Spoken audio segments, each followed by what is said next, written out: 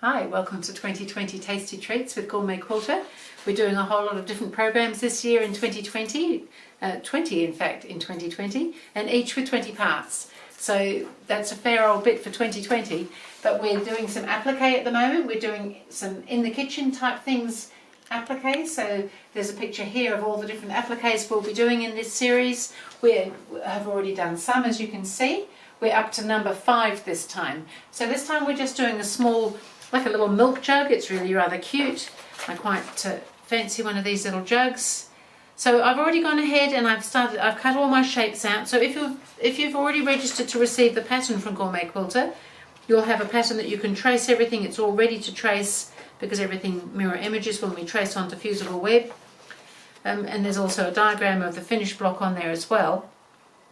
So I've already cut all my shapes out with the fusible web on the back, and I've peeled it off, and I'm just positioning it now onto my background. So we're using different size backgrounds so that some of these blocks could go into different projects, or you could use them on bags, you could use them, I don't know where you might use them, in all sorts of places. I look forward to seeing where you use them.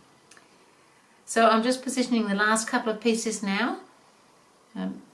This is a nice little jug with a couple of stripes on it, so I'm creating the stripes with the applique and the little handle.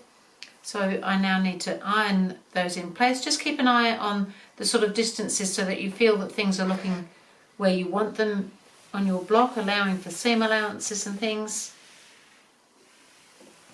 So I'm using batik fabrics because I find that they work really well because I'm doing free motion stitching, and the batiks don't fray as much as some cottons can for this sort of work, and the fusible helps anyway. So I'm going to go to the machine now and start stitching. So what we've got here is the jug with stripes and a handle, and this other colour here is indicating the inside of the jug, as you might see it, which is probably a different colour, which it is a different colour here.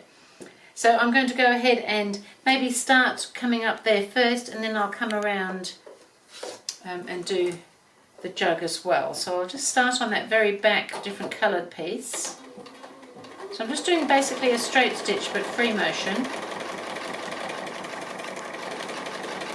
So I'll come up all the way, and then I'll come up to here, and then I think I'll come back along the front of the actual jug now.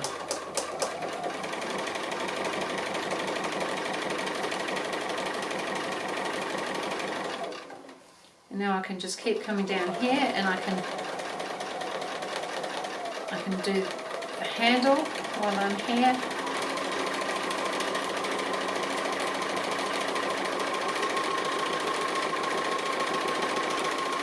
And back up the other side of it.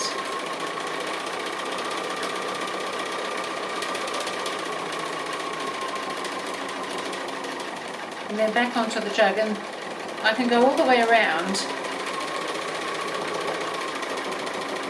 And then I can do the stripes as I come around the other side. So we'll just get around there and I'll show you what I mean.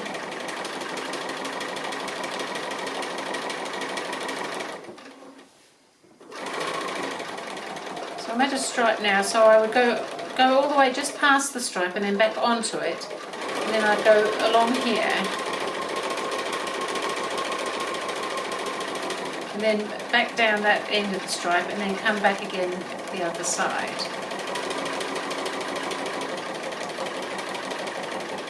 And then I can just join back in that stitching again, and I'll just continue on and do the other stripe as well and finish off pretty much where I started, and I will show it to you when I get to the other end. So that's my little jug finished. You can probably see my stitching on the back, just simple outlining basically, but it's because it's fused on, it's all going to sit nicely for us. So that's number 5 done. So we're really getting on well with these appliques in the kitchen. We'll have a whole kitchen full of very delicious things. So that was it for number 5, and I will see you again for applique in the kitchen number 6.